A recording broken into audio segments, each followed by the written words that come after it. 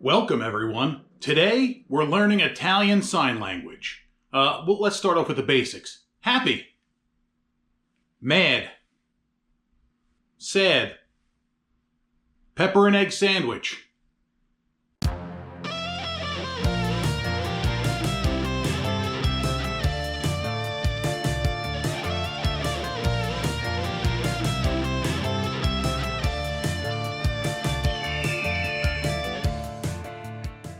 So peppers and eggs is what's on the menu today, and what a delicious menu it is. This is one of those super basic ingredient, maximum flavor type dishes, and the history behind this is kind of cool.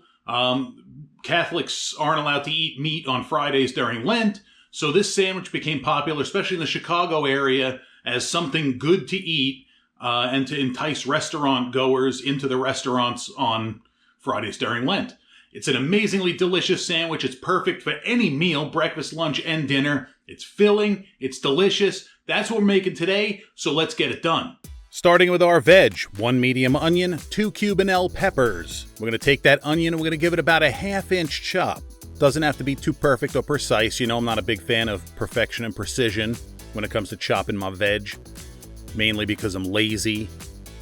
So give that a ½ chop, and then we're going to just pop that into a bowl off to the side while we chop the rest of it. Now we're going to address our peppers.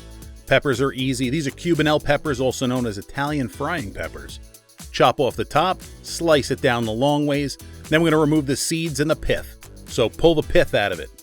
And removing the seeds in this isn't about heat. You just don't want the seeds because they're hard, you know. These peppers are fairly mild. They have a great flavor. They're so good. So good. I love using these in place of regular green peppers. So get the tops off, get the pith out, slice them down long ways, then slice them down crossways till you have, ½ inch or so. It doesn't have to be perfect. Put that in the bowl with your onions. Get that all in. Now once that's done, it's time to start cooking.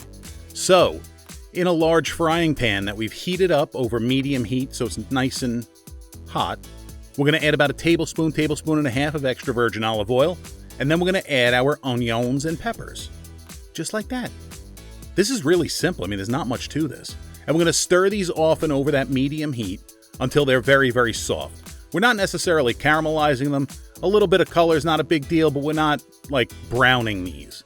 So medium heat, hit them with some salt, just to draw out some of that moisture, give it a little bit of flavor.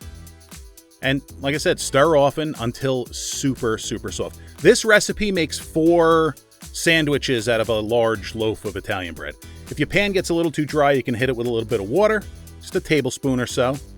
Now, once your veg is done, I like to divide in half and do 4 sandwiches out of a big loaf, so I'll do 2 at a time just to not overcrowd things. Hit half the onions and peppers with a little bit more extra virgin olive oil, tablespoon and a half. Oil in this is good. It gives flavor. You want it to be greasy. 4 eggs. Whole eggs. Don't scramble them. You're going to scramble them in the pan. Just get them in the pan. Medium heat. You can turn it down a little bit. You don't want these to cook too fast. And just scramble them in the pan. Just like that. You want to mix them up, mash them up.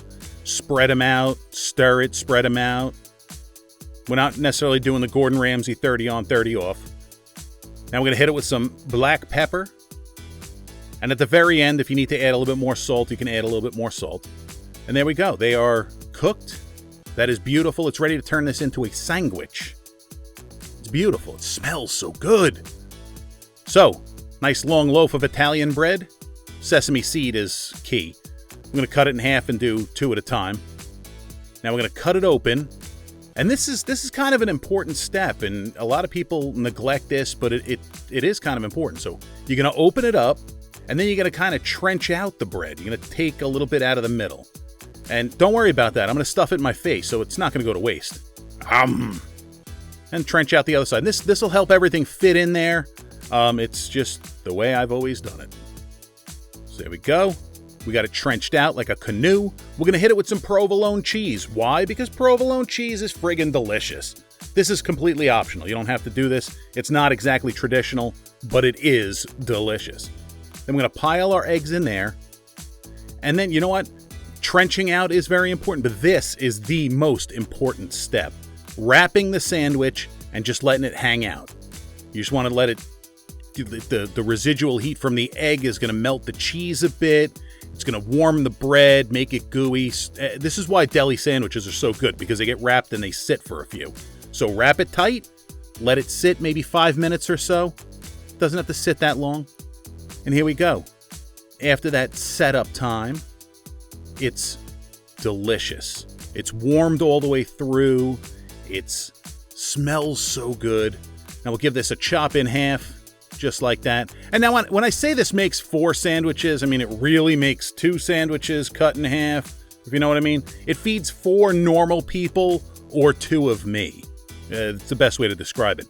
We're going to plate it up so it looks nice. There we go. Just like that. That is beautiful. That is delicious. We need to stuff this in our face. Look at that little drip of olive oil. Oh, it's so good. All right, it's time to eat. Look at that. Would you look at that? It's peppery. It's eggy. It's dripping with olive oil.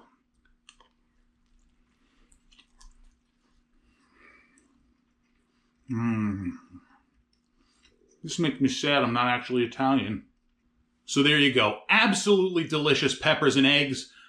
Just make sure you get the best quality bread you could find, afford, or make if you're feeling fancy. Obviously, I wasn't feeling fancy, but that's not important right now. This bread was delicious. Folks, make this. If you have memories of this, if you have stories about this dish, hey, share it down in the comments section.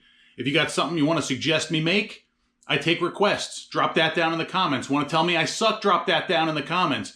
But please, make sure you subscribe to the channel. Hit that like button. I very much appreciate you watching, and we'll catch you on the next one.